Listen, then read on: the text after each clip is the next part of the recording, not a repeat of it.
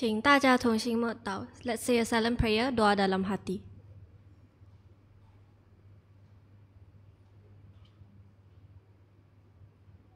Amen. 我们大家在聚会之前来一起做个祷告。Mari kita sama-sama sujud berdoa. Let's us say a prayer before the hymnal session tonight and service.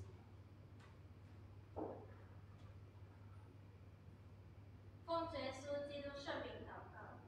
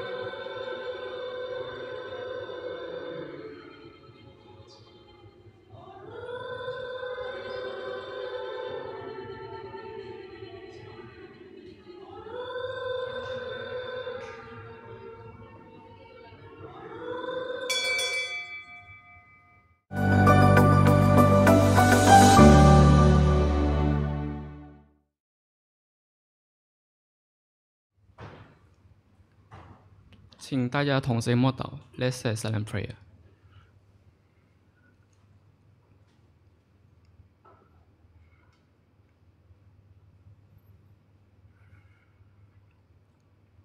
哈利路亚，阿门。奉主耶稣圣名，在这里会前领诗。In the name of Lord Jesus, we begin our hymn session tonight. Dalam nama Tuhan Yesus, saya pimpin kidung. 首先唱诗29首 ，Sing Hymn 29. Nyanyi kidung 29.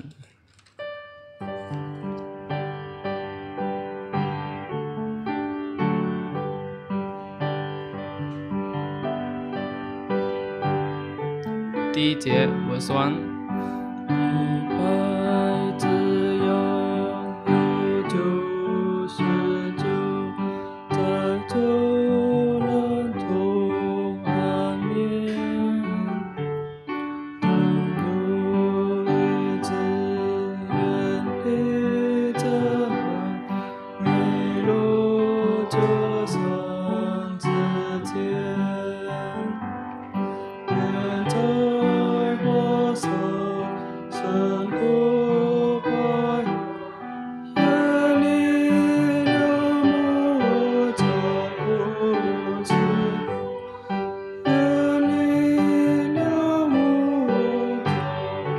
第二节 Verse 2。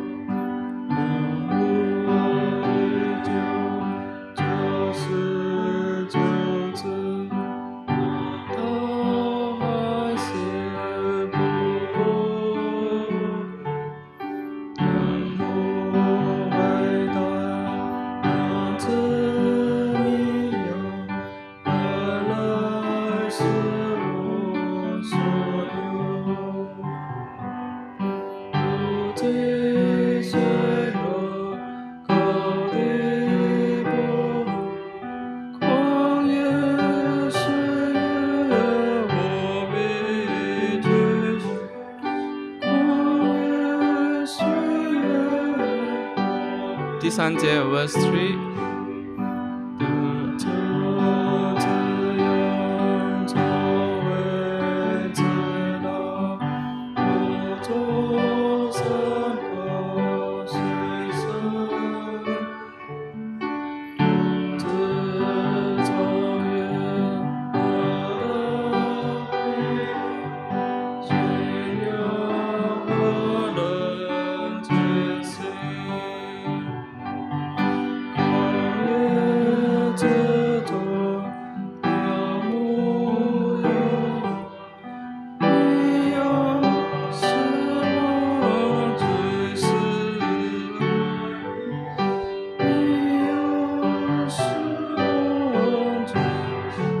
第四节 Verse 4。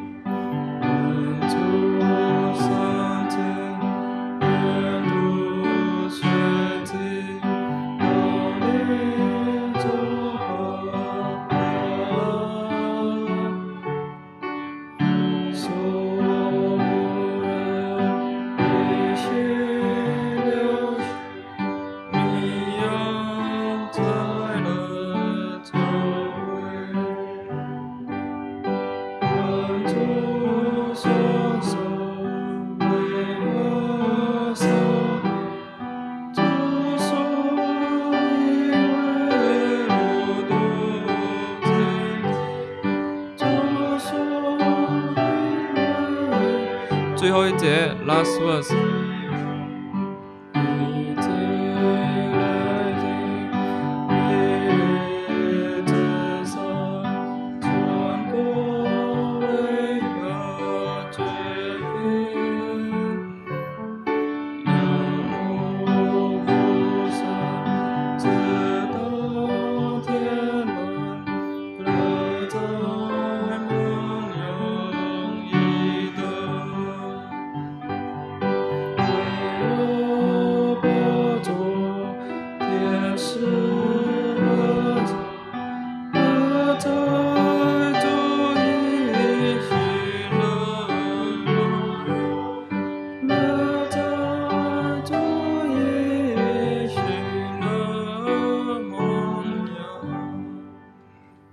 再唱诗64首 Sing next hymn 64 Nyanyi Kidung 64.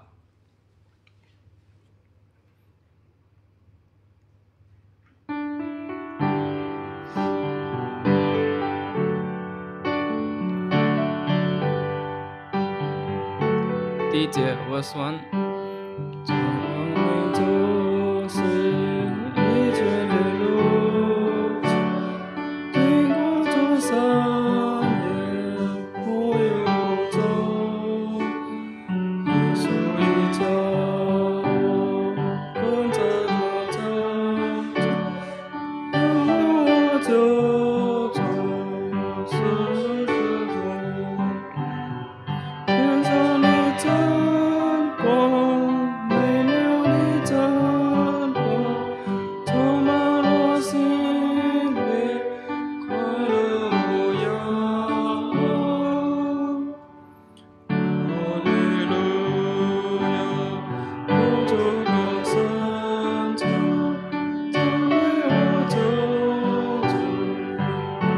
第二节 verse 2。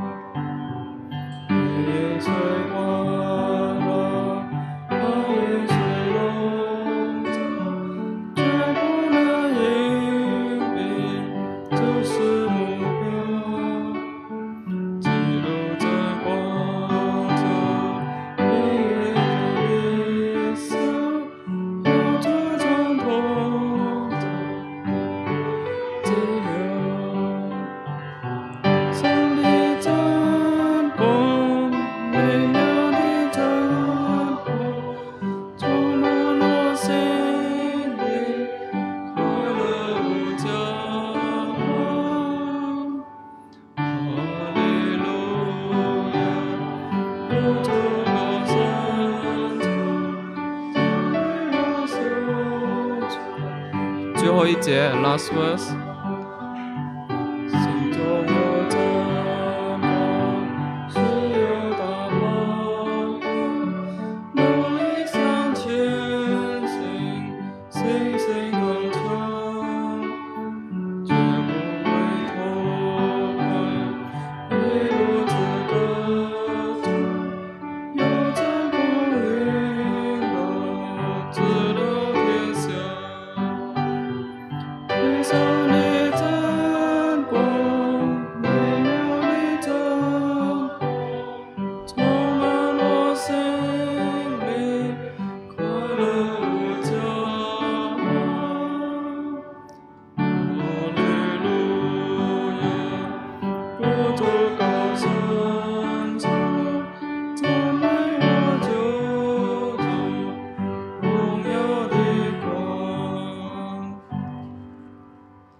在唱诗89首 Sing Next Hymn 89 Nyanyi Kidung 89.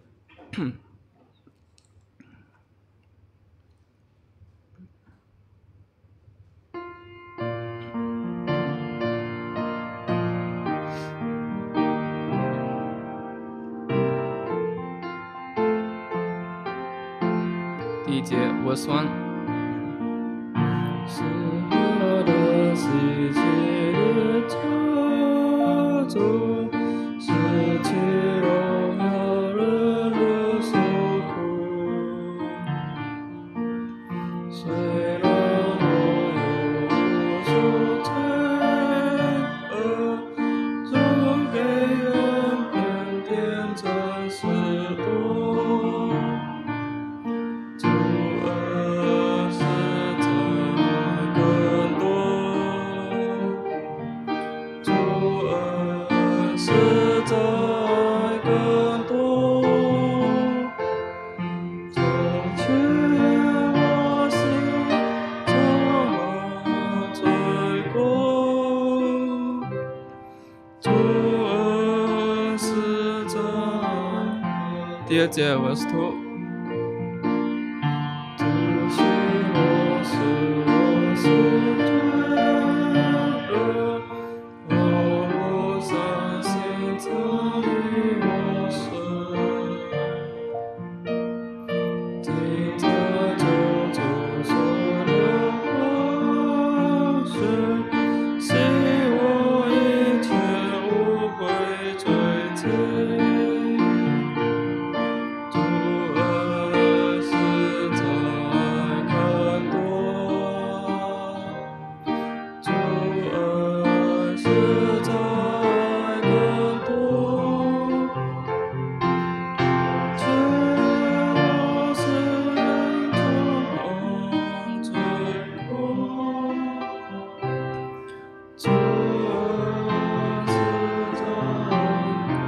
第3节 verse 3。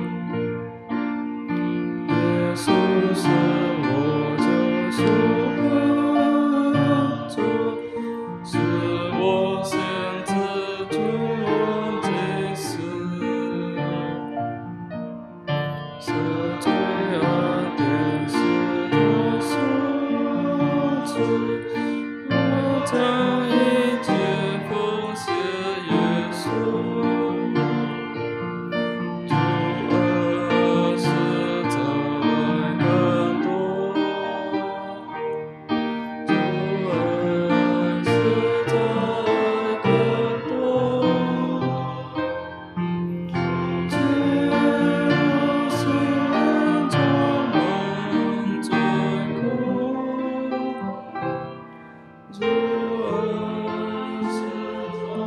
最后一节 last verse。我岂可以不赞美他？我灵魂要唱歌欢喜，赞美我的救主的世世代代永无尽期。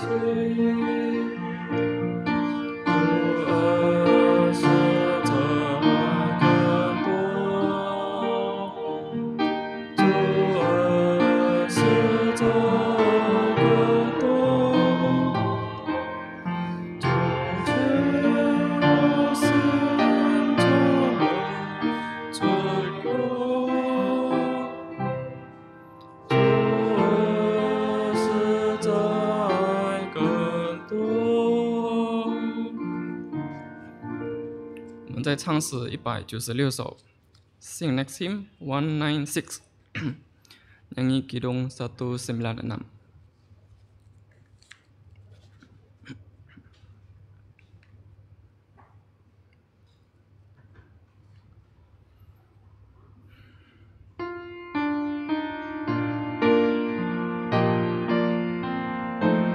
Di verse 1。这几位坠落，悲伤最痛苦为天路过了中和那我的所归，世上的心落寞，黑暗全是相知。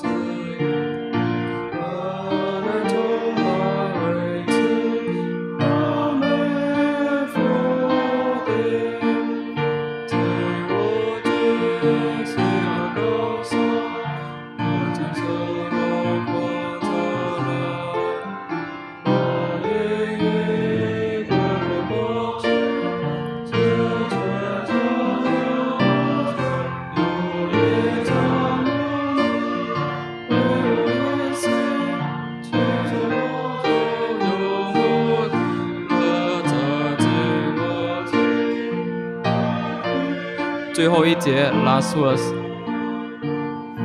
约旦河边迦南美，我心陷入一种，一心多么真专注，我是真不留，心的平安美妙了，是长流那雨里。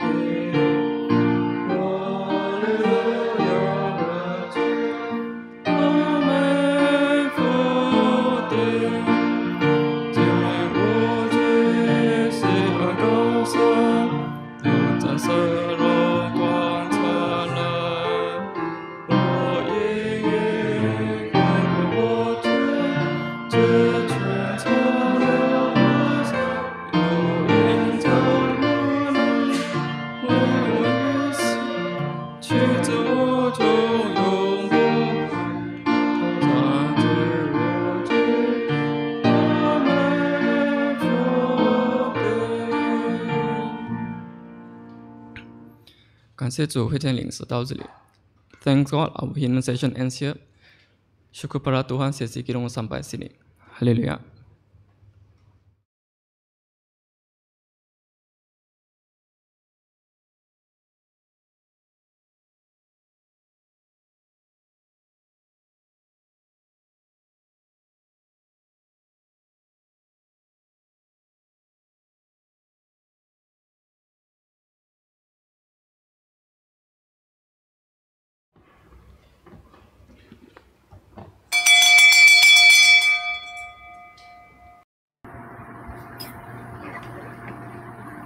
Haleluya, salam damai dan selamat malam kepada saudara-saudari dan juga para diaken sekalian. Marilah kita menyediakan hati yang murni untuk berkebaktian dan memuji dan menyembah Tuhan kita yang esa, yang merupakan penyelamat kita di syurga. Sama-sama doa dalam hati.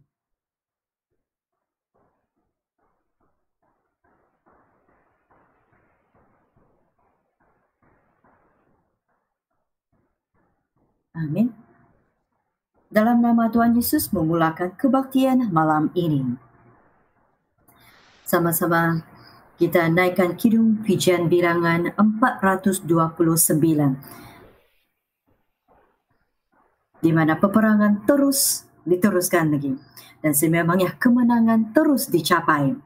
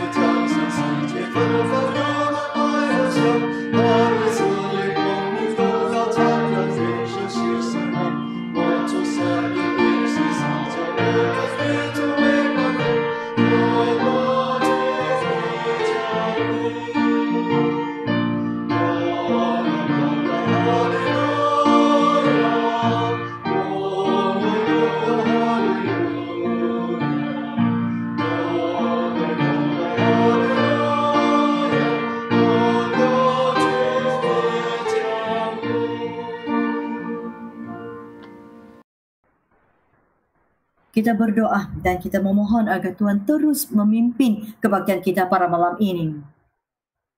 Dengan khasnya kita memohon agar Tuhan memimpin kita dalam pembelajaran kita tentang message yang berkaitan dengan 4 peperangan dalam kitab Daniel. Agar segala yang dikatakan itu dapat disampaikan dan dijelaskan mengikut kehendak dan mengikut kebenaran dalam Alkitab, agar barang siapa yang mendengar juga boleh memahami apa yang ingin disampaikan oleh Alkitab kepada kita. Dalam nama Tuhan Yesus kita berlutut berdoa.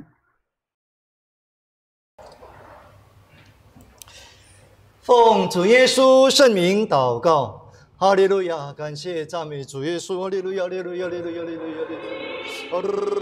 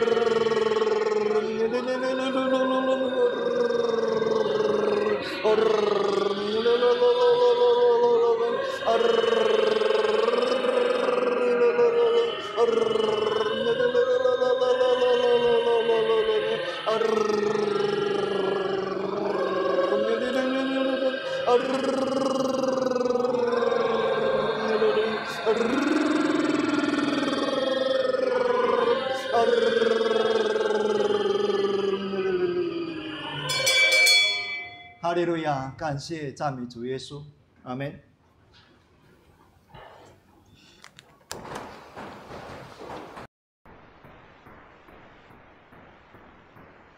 Haleluya, dalam nama Tuhan Yesus saya menyaksikan firman Alkitab. Melalui bantuan Roh Kudus, kita teruskan perkongsian kita, message yang tercatat dalam kitab Daniel pasal 11. Pasal 11, tema yang telah saya berikan kepada untuk pasal 11 ini ialah 4 peperangan. Jadi apakah 4 peperangan tersebut? Sepatutnya saya harus menamakannya 5 peperangan. Ini karena selepas itu didapati ada satu peperangan yang tersembunyi yang tidak dapat dikesani melalui ayat-ayat ataupun perkataan-perkataan yang telah dicatatkan dalam Alkitab. Sedangkan ia wujud. Kerana itu saya menamakan itu peperangan yang kelima itu sebagai peperangan yang tersembunyi. Dan hanyalah melalui pimpinan Roh Kudus bila kita masuk ke dalamnya, barulah kita boleh melihatnya dengan sebenarnya. Sebenarnya daripada pasal 10 ini, pasal 10 kita telah pun mempelajari ataupun kita telah pun mengetahui bahawa itu merupakan satu pasal iaitu perang alam roh, di mana berlakunya peperangan antara Raja Persia dan juga raja itu penghulu malaikat yang berperang dengan Raja Persia dan juga raja dari Yunani. Sehingga pasal 11 mereka masih lagi berperang. Malah ada 5 jenis peperangan yang berlaku di sini. Sila ambil perhatian apabila saya mengatakan 5 peperangan, saya telah merangkuminya juga peperangan yang tersembunyi seperti tadi saya katakan tadi. Sekiranya kita membaca daripada perkataan yang tercatat di sini, kita hanya akan mendapati ada 4 peperangan. Tetapi pada akhirnya saya masih akan menyentuh peperangan tersembunyi tersebut kerana saya pasti akan mengatakannya ataupun mengkongsikannya kerana ia berkaitan dengan peperangan dalaman gereja benar.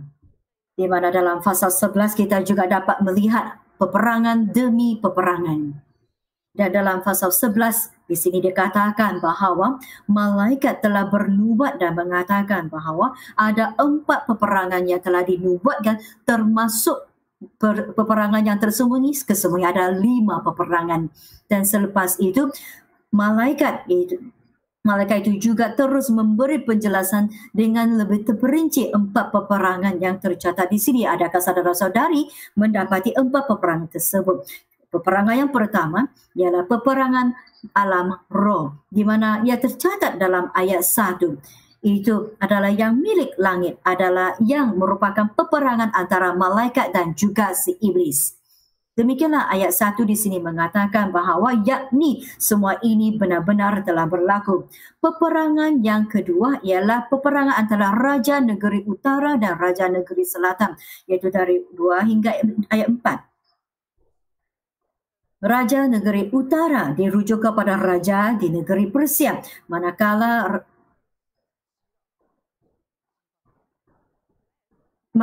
iaitu sebelah barat adalah dirujuk kepada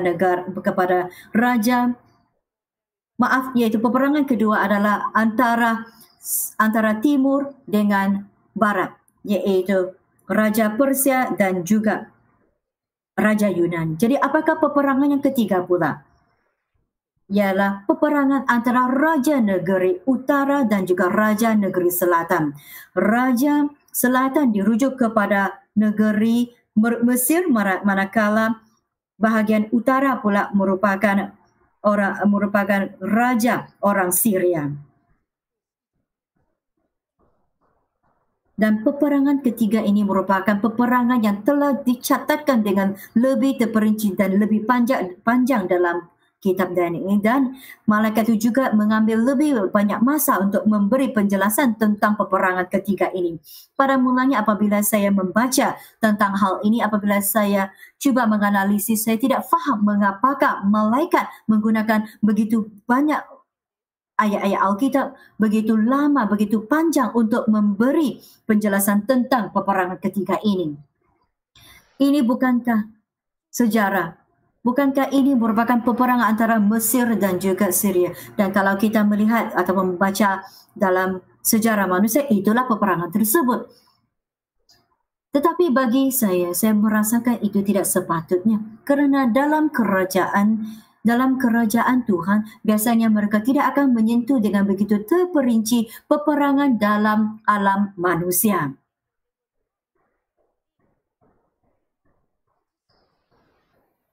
Tetapi kalau kita benar-benar membaca, kita akan mendapati dari ayat 5 sehinggalah ayat 35, kesemuanya menyentuh tentang peperangan antara Raja Negeri Utara dan juga Raja Negeri Selatan.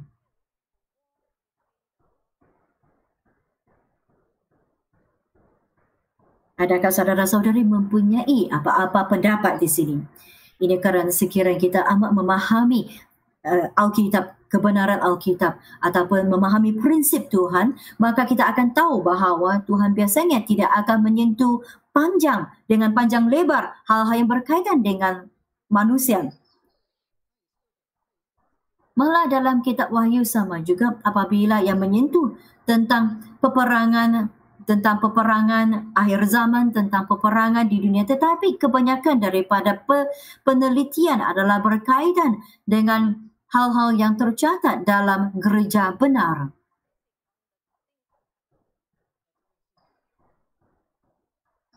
Jadi untuk hal ini saya tidak berhenti-henti, saya berdoa dan juga merenung.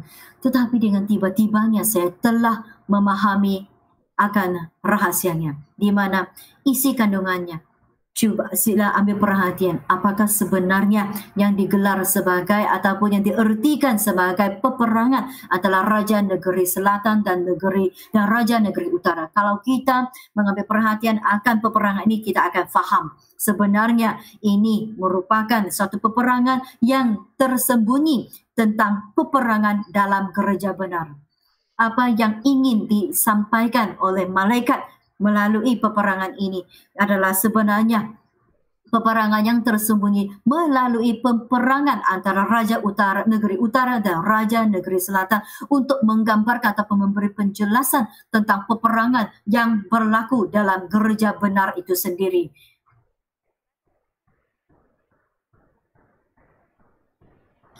Ini bukanlah suatu message yang senang untuk dijelaskan dan juga sangat sensitif, sehingga kan ada ramai daripada penyampai khotbah mereka tidak berani menyampaikan message ini dan mereka juga tidak berani untuk berdepan dengan hakikat ini. Ini kerana ini merupakan sejarah gereja Yesus benar. Hari ini apabila sebenarnya, tahukah saudara-saudari sehingga hari ini sejarah gereja Yesus benar masih lagi belum mempunyai catatan yang sangat jelas, yang sempurna sehingga hari ini. Ini kerana ada maklumat-maklumat tertentu kita telah pun kehilangannya, ataupun mungkin ada banyak lagi yang maklumat lagi yang kita dapat yang kita tidak dapat akui, kerana kita hanya boleh dan kadang-kadang kita hanya boleh mengakui apa yang dikatakan oleh kesegelintir orang sahaja. Dan apabila penyampaian khotbah menyampaikan hal-hal ini ataupun pendeta sendiri menyatakan message ini, mungkin saya akan membangkitkan amarah segelintir pemercaya tentang peperangan yang berlaku dalam gereja benar sendiri. Kerana itu ramai daripada pemercaya ataupun teman sekerja yang telah memberi nasihat bahawa janganlah kita sentuh tentang sejarah gereja kerana sejarah itu telah pun berlalu. Sebenarnya apakah dirujuk sebagai peperangan dengan peperangan antara Raja Negeri Utara dan Raja Negeri Selatan? Saya akan menjelaskan dengan lebih terperinci apabila kita menyentuh tentang peperangan kelima, iaitu peperangan tersembunyi. Jadi tidak menghairankanlah kenapa malaikat telah menggunakan ayat yang begitu banyak dan pasal begitu panjang untuk memberi penjelasan tentang peperangan antara Raja Negeri Utara dan Raja Negeri Selatan. Rupa-rupanya kerana adanya satu lagi peperangan yang tersembunyi yang berkaitan dengan gereja benar di dalamnya, dan ini semuanya tersembunyi kerana itu tidak tercatat pada lahiriah, pada kata-kata saja. Jadi apakah perang yang keempat, yaitu peperangan antara antara antikristus, yaitu yang tercatat dalam ayat 34 hingga 35, di mana dalam dua ayat Alkitab ini yang mencatatkan bahawa Tuhan Yesus hampir tiba, di mana tempoh ini telah hampir masuk kepada 3,5 tahun di mana Tuhan Yesus hampir datang.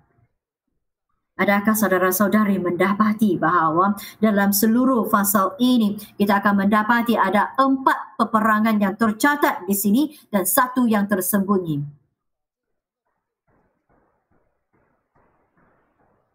Demikianlah saya telah pun membahagikan fasal ini kepada 5 jenis peperangan, dan hanyalah melalui cara ini barulah saudara-saudari boleh menggenggam ataupun memahami message yang tercatat dalam pasal 11 ini. Dan pada waktu kelak apabila saudara-saudari membaca dengan lebih mendalam pasal ini, kamu akan mempunyai pemahaman lebih mendalam. Dan kelima-lima peperangan ini mempunyai ciri-cirinya yang tersendiri. Yang pertama ialah peperangan yang rohani.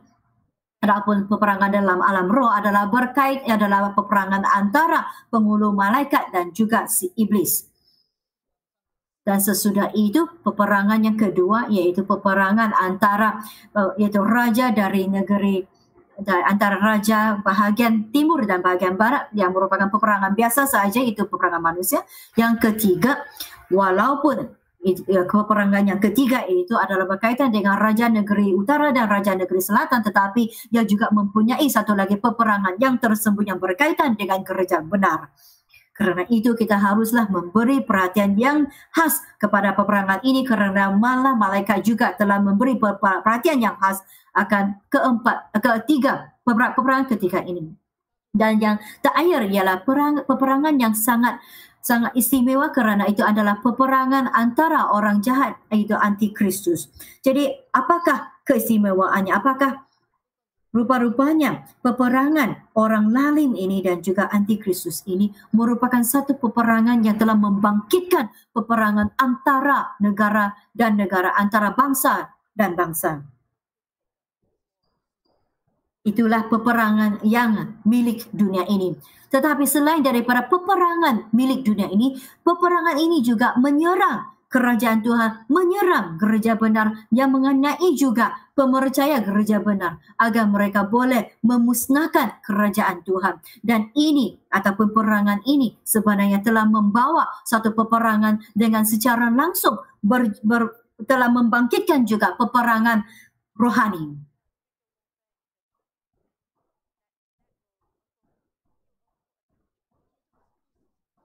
Dan itulah ciri keistimewaan, ciri perang yang keempat, di mana peperangan yang keempat ini dari satu segi yang membangkitkan peperangan dunia, tetapi dari satu segi lagi yang menghulurkan tangannya untuk berperang dengan kerajaan Yesus benar. Jadi itulah ciri-ciri ataupun keistimewaan perang keempat ini. Perang kelima pula, seperti yang telah saya katakan tadi, ialah perang yang tersembunyi, iaitu di mana kita akan menyentuh tentang sejarah peperangan gereja benar. Iaitu sejarah peperangan ataupun pergelutan.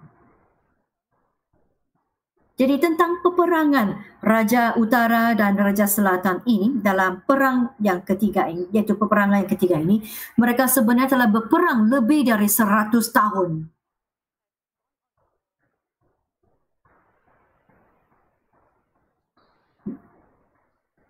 Dan kebetulan pada masa itulah gereja benar bermula, dan demikianlah peperangan itu bermula. Dan sehingga hari ini sudah lebih dari 100 tahun peperangan ini masih lagi belum tamat, yang masih lagi berterusan sehingga ke hari ini. Adakah saudara-saudari dapat melihat akan hal ini?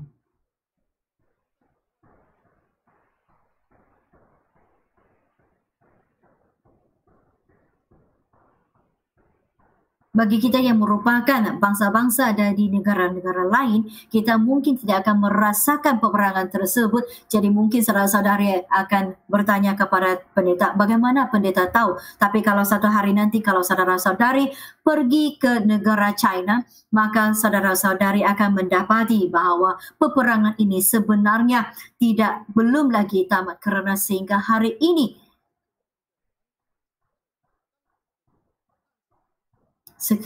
kerana gereja benar belum lagi dapat disatukan, di mana kalau kita benar-benar membuat lawatan ke negara China, maka gereja walaupun namanya gereja Yesus benar, tetapi bahagian selatan dan bahagian utara belum lagi bersatu, sedangkan mereka semua merupakan gereja benar. Jadi adakah saudara-saudari faham sekarang apakah yang dirujuk kepada peperangan antara Raja Negeri Utara dan Raja Negeri Selatan? Inilah peperangan yang ada dalam gereja Yesus benar sendiri.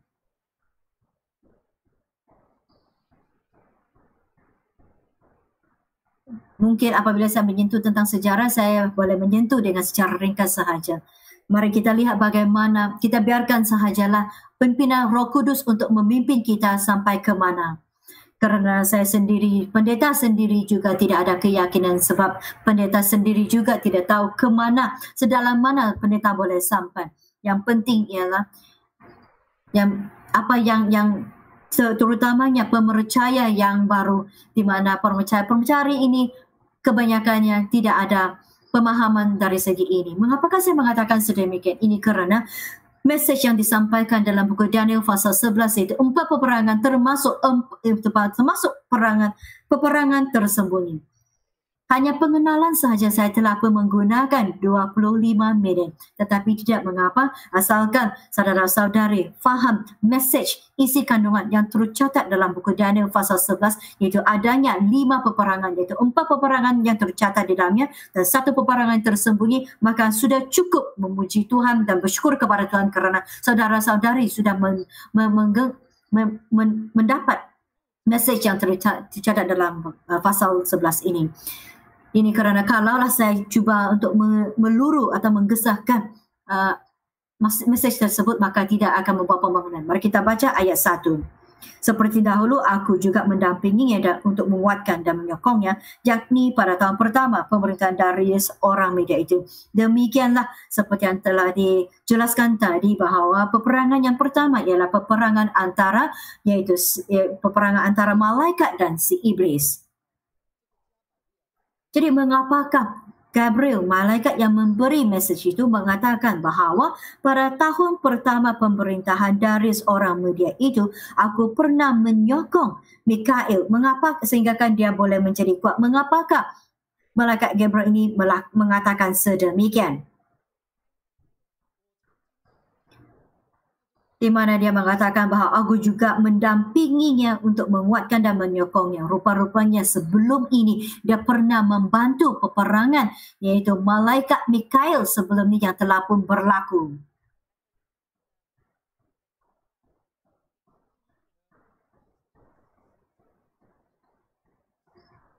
Dalam kitab Daniel pasal 11 ini ada memberi kita satu tempoh waktu bila peperangan ini berlaku, iaitu bila Gabriel dia telah membantu atau menghulurkan bantuan kepada malaikat Mikael, iaitu jawapannya ialah pada tahun pertama pemerintahan Darius orang Media itu, maka berlakulah peperangan rohani.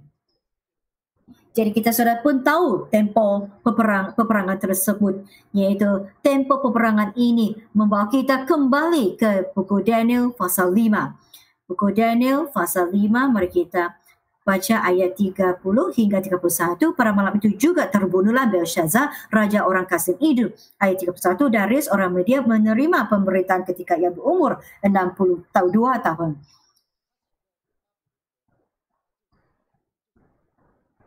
Jadi demikianlah Darius orang Media itu menjadi pemerintah pada tahun tersebut. Jadi soalan yang kedua datang pula.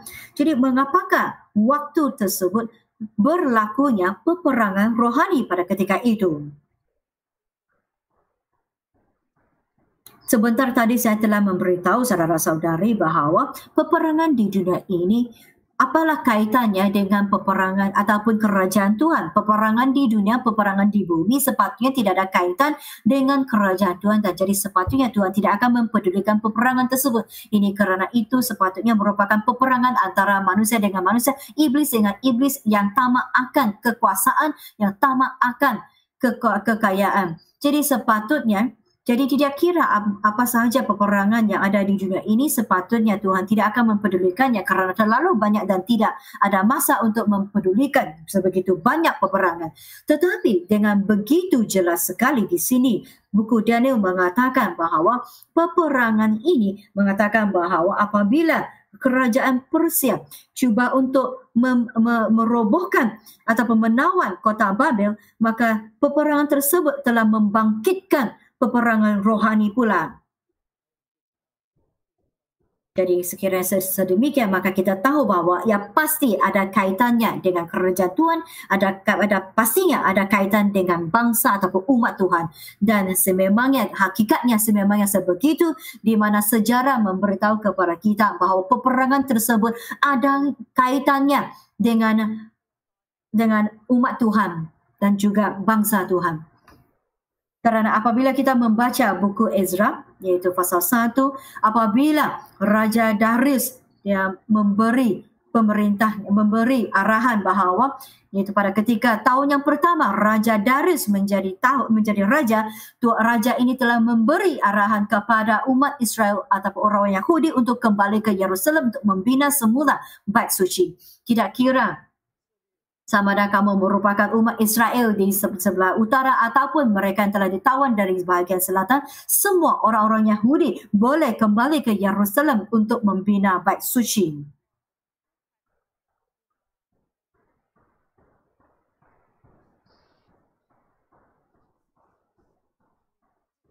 Di mana raja negeri Persia tersebut melakukannya mengikut arahan dan perintah Tuhan untuk melakukannya. Dan apabila hal ini diketahui, dan sememangnya hal ini telah diketahui oleh si iblis dalam alam roh, kerana dia tahu bahawa sekiranya raja negeri Persia ini bangkit dan cuba untuk merobohkan ataupun memusnahkan kota Babel, maka pastinya si iblis akan menghalang umat-umat, itu rancangan orang-orang Yahudi untuk kembali ke Yerusalem untuk membina bait suci. Bagaimana mungkin si iblis itu membenarkan atau membiarkan umat Israel ataupun umat Yahudi kembali ke Yerusalem untuk membina bait suci Tuhan, untuk memuliakan Tuhan di sana? Bagi isi iblis adalah lebih baik kalau umat Israel ataupun orang Yahudi ini tetap untuk selama-lamanya berada di kota Babel. Kerana itu, demikianlah peperangan tersebut telah membangkitkan peperangan roh, alam roh pada ketika itu. Saya percaya bahawa peperangan tersebut adalah peperangan yang sangat sengit ataupun hangat. Kerana itu, Malaikat Gabriel mengatakan bahawa dia pergi untuk membantu, menyokong dan menguatkan malaikat Mikael apabila peperangan tersebut berlaku. Kerana itu, mari kita rujuk kembali kepada buku Daniel pasal 11 ayat 1. Kalau kita membacanya melalui ayat-ayat sahaja ataupun secara lahiriahnya saja, kita tidak akan memahami apa-apa kerana di sini hanya mengatakan bahawa malaikat Gabriel telah menguatkan dan menyokong. Tetapi kalau saudara-saudara berdoa dan benar-benar masuk ke dalam peperangan ini dan memahami dengan mendalam, maka kamu akan mendapati bahawa peperangan ini ada kaitannya dengan kerajaan Tuhan, ada kaitannya dengan umat Tuhan, dengan gereja Tuhan, dengan umat Tuhan, dan juga hal-hal yang berkaitan dengan pembinaan bait suci.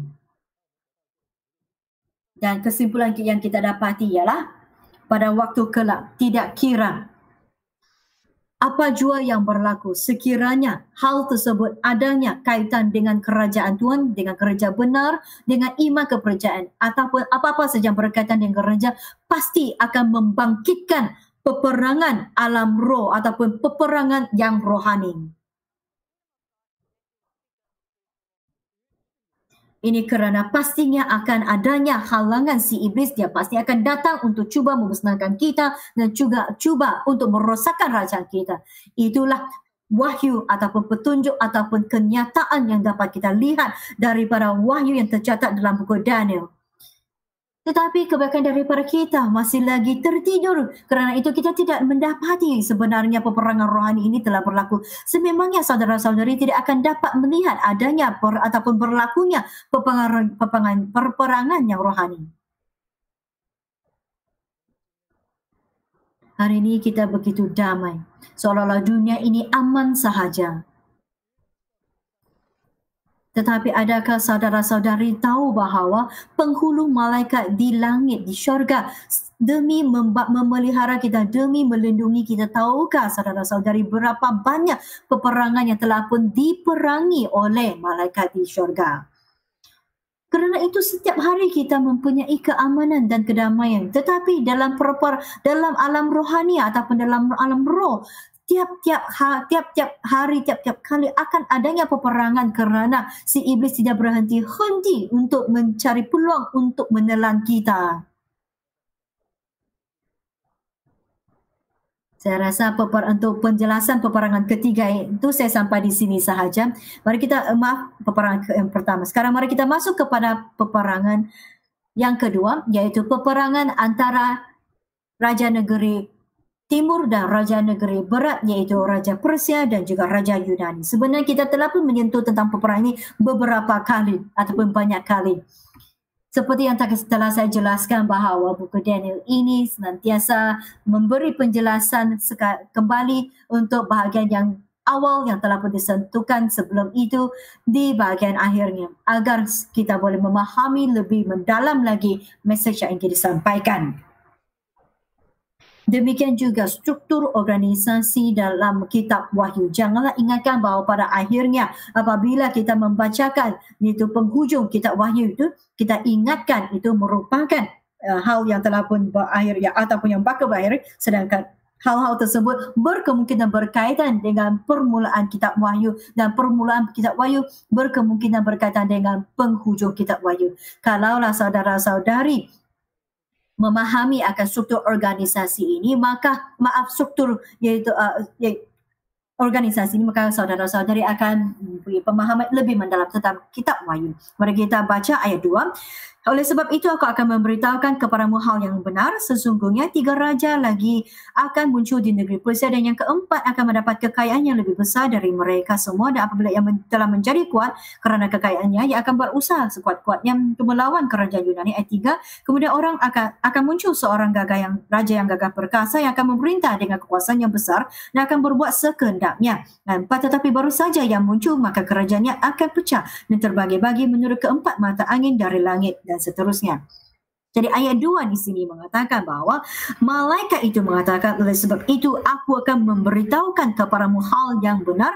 Dan hal yang benar dalam bahasa asal memberitahu kita bahawa itu membawa maksud bahawa itu merupakan hal yang benar dan merupakan satu kenyataan, di mana dikatakan di sini bahawa peperangan yang akan dikatakan ya, itu peperangan yang dijelaskan di sini merupakan hal yang sebenarnya, termasuklah yaitu peperangan yang tersembunyi tersebut yang berkaitan dengan gereja benar, bahawa ini merupakan hal yang benar, hal yang sesungguhnya telah berlaku ataupun akan berlaku.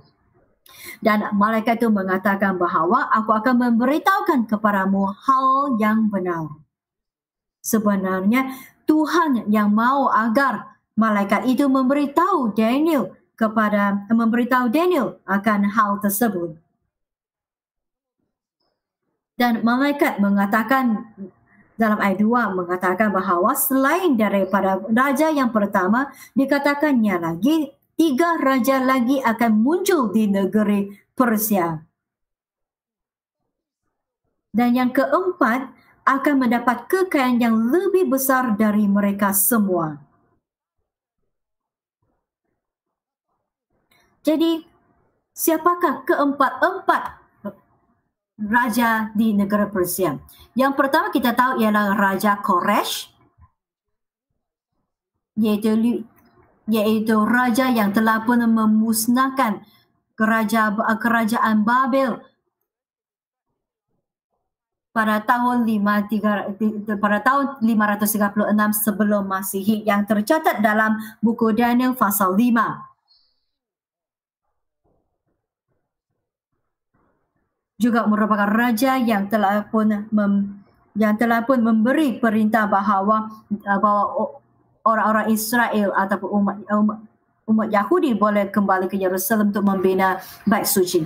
Yang kedua ialah Raja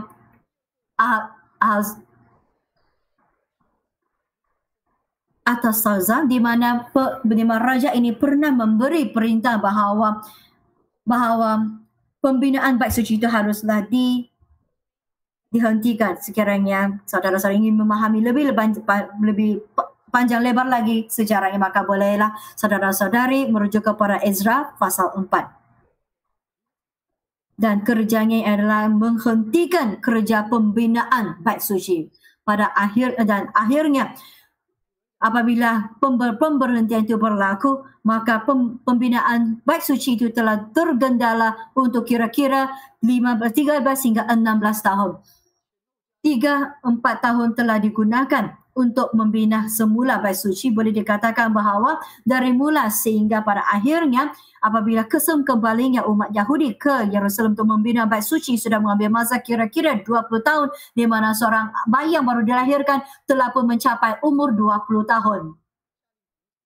Ini kerana raja yang kedua ini telah pun memberi perintah untuk menghentikan kerja pembinaan bait suci. Jadi siapakah raja yang ketiga?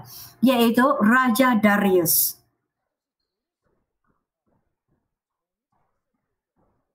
Dan dia merupakan raja yang ketiga yang telah yang mengizinkan sekali lagi pembinaan bait suci. Kalaulah saudara-saudari mau memahami sejarahnya, maka bolehlah saudara-saudari merujuk kepada buku Ezra pasal 6. Bagaimana dia sekali lagi memberi perintah, iaitu mengapakah dia sekali lagi memberi perintah untuk membenarkan orang-orang Yahudi membina semula bait suci.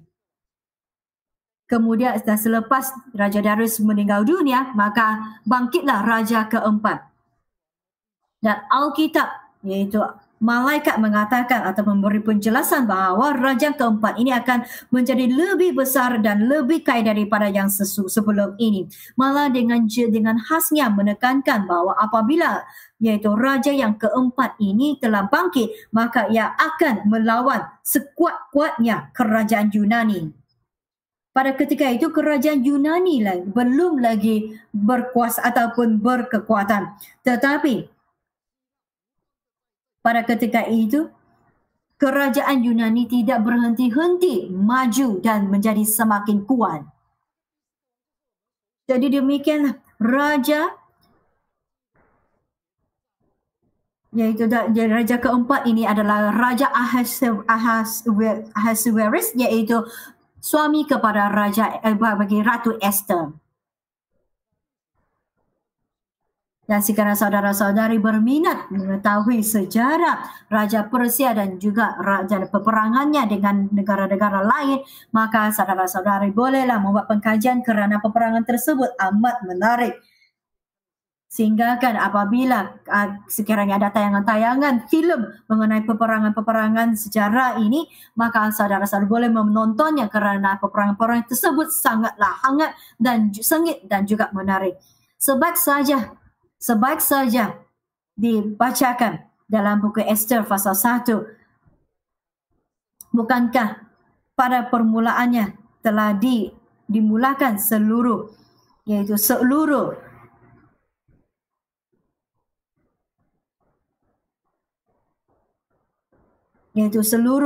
sejarah tentang Ratu Esther, di mana dalam ayat 1 di sini, pada ketika itu Raja Ahasuerus merasa sangat-sangat sedih kerana dia telah kalah dalam peperangannya. Jadi apabila dia kembali kepada kerajaannya, ramai orang, kerana itu dia telah menjemput ramai daripada panglimanya dan juga isterinya dan juga gundiknya untuk mengadakan satu pesta kerana dia mahu menghiburkan dirinya sendiri. Hari ini bukankah ada saudara-saudari ataupun segelintir orang yang suka untuk berlari maraton, ataupun apabila kita membaca ataupun apabila kita menonton sukan Olimpik ataupun sukan maraton ini, apabila adanya penyambungan obor yang yang menjadi satu tradisi dalam semua sukan, sebenarnya ini merupakan asal daripada Raja Ahasuerus ini, iaitu dari kerajaan Persia. Kalaulah saudara-saudari ingin ada peluang, tontonlah ataupun bacalah peperangan ini kerana amat menyentuh hati. Kerana pada ketika itu kerajaan tersebut adanya kira-kira 1 juta, lebih dari 1 juta askar untuk melawan satu kota ataupun satu negeri yang sangat kecil. Tetapi tak disangkakan, walaupun pasukan tentera yang begitu besar, tetapi pada asalnya negeri Persia telah kalah dalam peperangannya dengan musuh yang begitu kecil, yang begitu lemah, yang begitu sedikit itu. Sehingga kan pada ketika peperangan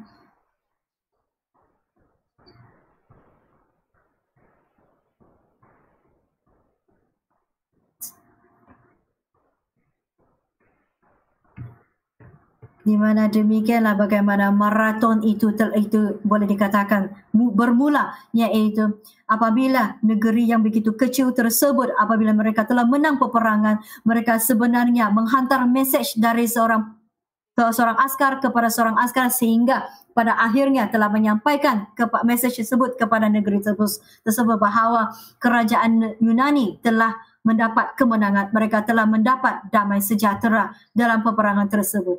Sebenarnya saya tidak mau berpanjang lebar, tetapi kerana malaikat ada menyentuh hal ini. di mana malaikat juga menyentuh tentang bahawa raja yang keempat ni akan berlawan sekuat-kuatnya dengan kerajaan Yunani, maka tidak bolehlah tidak aku menyentuh hal tersebut.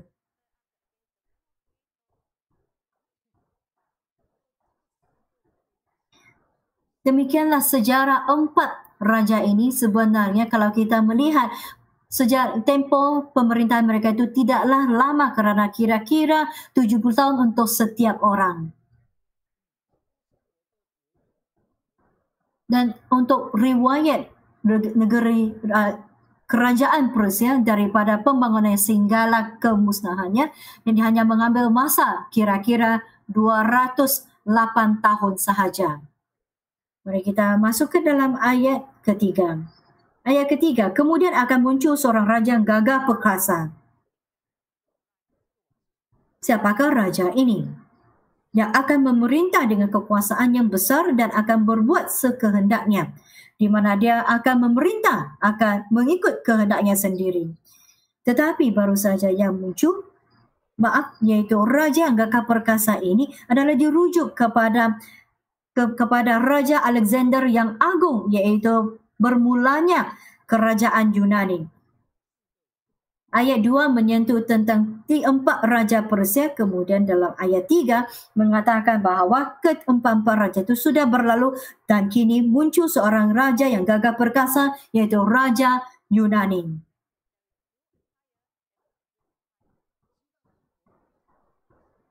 Sejarah Raja Alexander yang agung, iaitu kerajaan sejarah kerajaan Yunani, juga merupakan salah satu sejarah yang suka disampaikan oleh pendeta kerana sangatlah menarik. Dia telah ditabalkan sebagai raja pada umur 20 tahun. Dan dia telah mengambil masa 4 hingga 5 tahun. Dia telah pun memusnahkan seluruh negara Persia yang begitu besar itu dalam masa 4 hingga 5 tahun sahaja. Boleh dikatakan dia sangatlah hebat. Dia telah menjadi raja pada umur 20 tahun dan sebab saja dia menjadi seorang raja, dia telah mula berperang. Dan apabila dia meninggal dunia, dia berumur 32 tahun. Kerana dia tiba-tiba jatuh sakit dan kemudian dia meninggal dunia. 20 tahun dia menjadi raja, kemudian meninggal dunia 32 tahun. Bukankah hanyalah tempoh sesingkat 12 tahun saja tempoh pemerintahannya? Tetapi adakah saudara-saudari melihat penderitaannya dan juga kesedihan? Dalam masa 12 tahun ini, dia sebenarnya tidak pernah menjadi seorang raja sebenarnya, kerana apa yang dilakukannya hanyalah berperang dan berperang dan berperang saja. Dan setiap kali apabila dia keluar, dia akan berperang, dia kembali, dia akan keluar berperang saja. Sehinggalah pada akhirnya dia sampai ke negara India. Selepas dia telah mengalahkan kerajaan Babel. Sebenarnya pada ketika itu kerajaan Babel tidak wujud lagi, melainkan merupakan ibu negeri bagi negara Persia. Tetapi dia telah menawannya, iaitu menawan negara Persia yang menjadikannya sebagai ibu pejabat di negara asing. Dan seterusnya dia mau menyerang lagi negara India. Tetapi panglimanya telah memberi nasihat kepada Alexander agar jangan lagi berperang. Biarlah mereka berehat kerana semua mereka telah pun penat lelah. Dia jarang sekali mendengar nasihat daripada orang-orang bawahannya, tetapi buat kali yang pertama dia mendengar nasihat orang-orang bawahannya. Jadi apabila dia menyuruh pasukan askarnya untuk mengundurkan diri dari negara India, sehinggalah mereka berundur ke kerajaan Babel ataupun ke negeri Babel. Pada ketika itulah Alexander telah jatuh sakit dan dia tidak sempat kembali ke kampung halamannya, yaitu Makedonia. Pada ketika itu saya mendapati bahawa dia sangatlah sia-sia. Hidupnya sangatlah sia-sia. Kerana dalam 12 tahun pemerintahannya, dia tidak berhenti-henti berperang. Dan pada akhirnya dia meninggal dunia begitu sahaja. Selama seluruh hidupnya dia tidak pernah benar-benar menikmati apa-apa. Kerana peperangan itu menderita sahaja. Kerana apabila berperang, sememangnya keadaan hanyalah tentang kematian, tentang penderitaan, tentang iaitu di mana tangannya penuh dengan lumuran darah orang-orang lain, dan dia sama sekali tidak ada peluang untuk menikmati itu saat-saat menjadi seorang raja. Jadi untuk apalah dia menjadi seorang raja? Dia berperang dan membunuh sehingga akhirnya dia meninggal dunia. Jadi tidak mengherankanlah mengapakah apabila dia meninggal dunia, dia telah mengulurkan tangannya yang kosong dan memberitahu semua orang bahawa tangannya hanyalah kosong sahaja. Ini juga tercatat ataupun dijelaskan oleh malaikat di sini. Mari kita baca ayat 4. Tetapi baru saja ia muncul, maka kerajaannya akan pecah dan terbagi-bagi menurut keempat mata angin dari langit, jatuh bukan kepada keturunannya. Jadi dikatakan bahawa di sini bahawa apabila dia meninggal dunia, kerajaannya bukanlah satu kerajaan yang lemah, melainkan apabila dia meninggal dunia, kerajaannya barulah berpecah. Dan kerajaannya akan pecah dan terbagi-bagi menurut keempat mata angin dari langit, di mana seluruh tanah airnya telah pun terbagi kepada 4 tanah yang besar. Rupa-rupanya di sini mengatakan bahawa apabila telah dipecah-pecahkan, dia tidak jatuh kepada keturunannya pula. Dia telah meninggal. Apabila saya meninggal dunia, sepatutnya saya boleh mewariskannya kepada anak-anak dan cucu-cucu. Tetapi di sini mengatakan bahawa bukanlah sedemikian, kerana dalam kerajaan yang telah pun didirikannya, dia punya pewaris tidak dapat mewarisi taktanya, melainkan telah dipecah-pecahkan dan jatuh kepada keturunan lain. Rupa-rupanya tanah tersebut telah dibagi-bagikan oleh 4 panglimanya yang hebat, yang telah membahagikan tanah tersebut sehinggakan warisnya tidak ada peluang untuk mewarisi tanah air yang telah pun ditawan, yang telah diperolehinya ketika Alexander yang Agung masih hidup. Jadi cuba saudara-saudara lihat bahawa pada ketika itu kerajaan Yunani belum lagi benar-benar muncul, iaitu sebelum tiga raja negara Persia, malaikat telah pun menyentuh tentang kerajaan Yunani ini. Kemudiannya malaikat itu memberitahu bahawa kerajaan ini akan dibagi-bagikannya, tetapi kekuasaan mereka itu masih lagi kalah kepada kekuasaan yang pernah dimiliki oleh Alexander.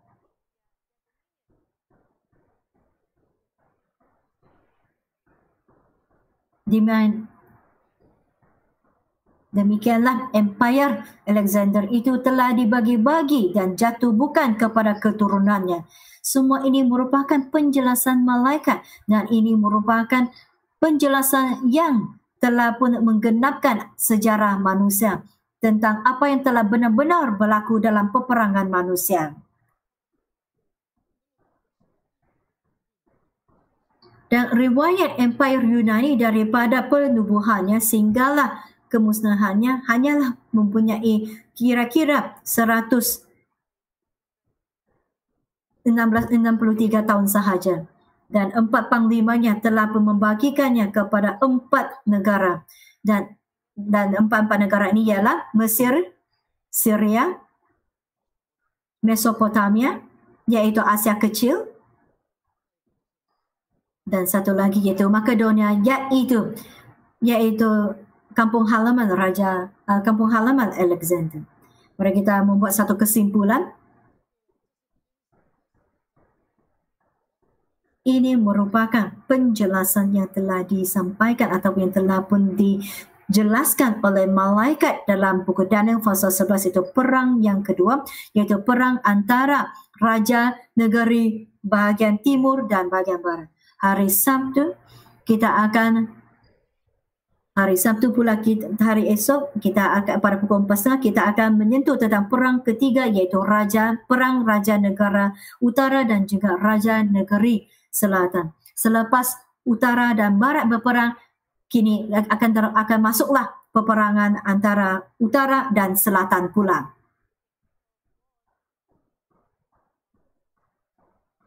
Jadi adakah saudara-saudari dapat melihat di sini bahawa dalam buku Daniel ini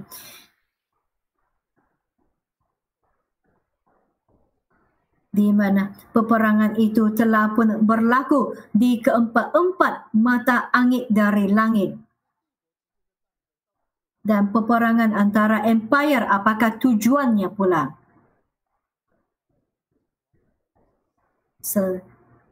Dengan kata yang ringkas adalah kerana mereka mahu nama, kaya dan keangkuhan dan kuasa dan juga ketamakan akan dunia ini. Dan kerana juga nafsu ingin membunuh. Tidak ada peri kemanusiaan, tidak ada moral lagi. Apabila kamu membunuh, pada akhirnya kamu akan dibunuh juga. Kerana apabila kamu musnahkan bangsa ataupun negara orang lain juga akan memusnahkan negara kamu. Ingatkan telah memilikinya, tetapi pada akhirnya baru didapati kehilangan kesemuanya. Orang-orang sedemikian, ataupun raja-raja ini hanya ada dunia saja, tidak ada syurga. Hanya ada bumi, tidak ada langit. Hanya ada diri sendiri, tidak ada Tuhan. Begitu bodoh, begitu jahil, hal yang begitu tidak bermakna. Adakah kita mau teruskan lagi? Adakah kita mau sejarah meneruskan hal-hal yang tidak bermakna ini lagi? Tetapi memang malangnya sejarah tersebut berterusan. Jadi hari esok kita akan sampai ataupun masuk kepada peperangan yang ketiga. Kita naikkan kidung pujian. Mari kita naikkan kidung pujian bilangan 172.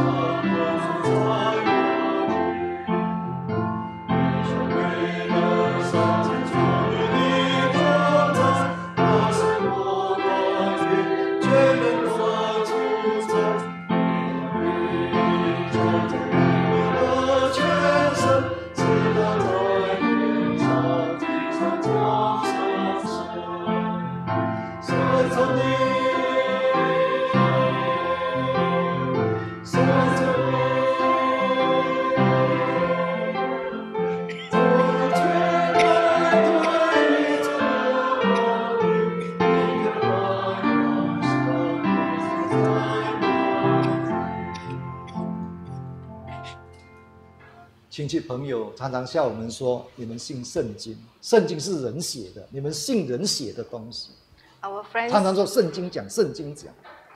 our friends always mock at us. Alkitab dan Alkitab Sedangkan Alkitab itu dituliskan oleh manusia. Tetapi apabila kita membaca buku Daniel, kita mendapati wahyu yang dicatatkan di dalamnya memberitahu satu persatu sejarah manusia sehingga kamu tidak percaya apa yang dikatakan dalam Alkitab. Kerana pada ketika Daniel menghasilkan buku kitab Daniel ini, semua empire yang telah dijelaskan itu belum lagi wujud, tetapi satu persatu sejarah berlaku mengikut yang tercatat dalam Alkitab. Bukan sahaja bernubat akan kewujudan ataupun kemunculan, melainkan semuanya ditulis dengan terperinci dan semuanya itu merupakan hal yang berlaku beratus tahun kemudian sehingga akan tulang-tulang Daniel pun sudah tidak ada lagi. Tetapi demikianlah buku Daniel telah dapat memberi penjelasan yang sebegitu terperinci tentang masa depan, tentang sejarah manusia. Dan tidak ada satu sejarah manusia, tidak ada satu wahyu ataupun petunjuk yang tercatat di dalam Alkitab itu tidak berlaku. Melainkan kesemuanya itu telah berlaku mengikut catatan Alkitab.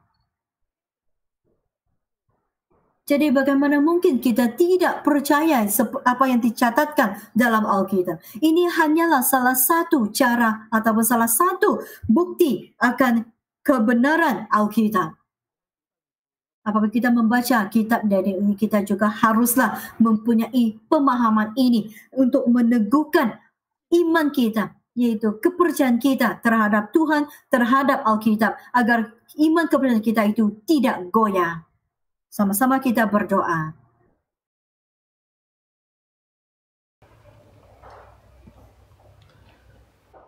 奉主耶稣圣名祷告，哈利路亚！感谢赞美主耶稣，哈利路亚！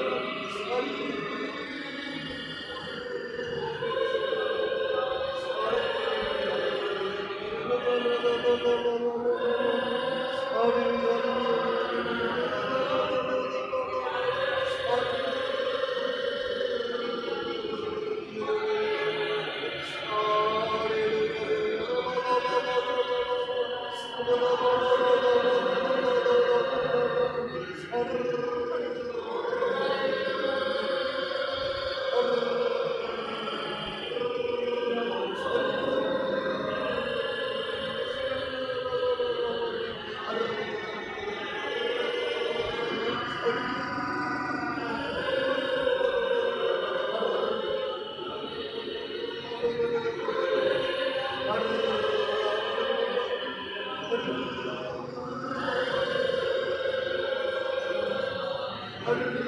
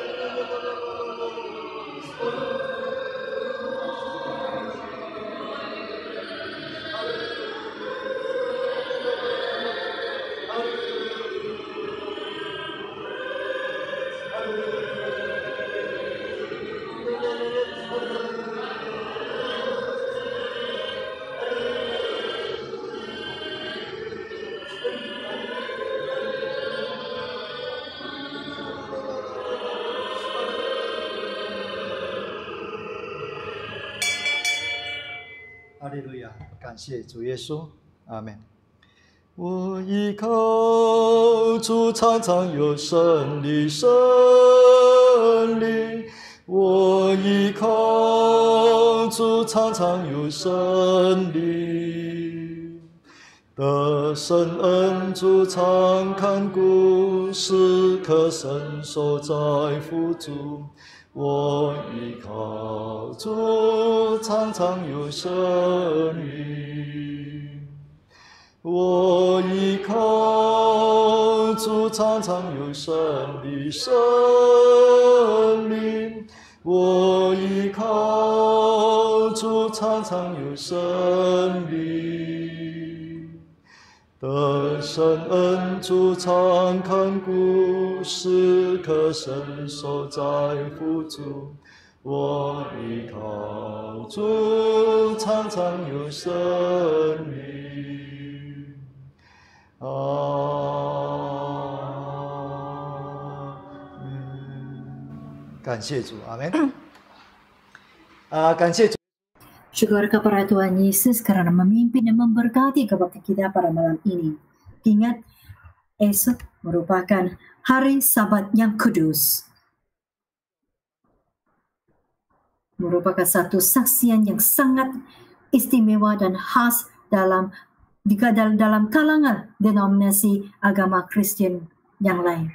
Karena kita memegang hari Sabat dengan kudus, di mana kita mempunyai kebaktian dari pagi sehinggalah petang untuk berkebaktian dan menyembah Tuhan. Mari kita menyediakan satu hati yang murni, yang bergembira, bersuka cita untuk melayani Tuhan Yesus. Ini karena 6 hari kita sibuk dengan dunia, kita melayani majikan kita, melayani syarikat kita, melayani keluarga kita dan anak kita. Esok kita melayani Tuhan kita. Semoga Tuhan memberkati kita semua. Mari kita berdiri dan salam damai. Haleluya.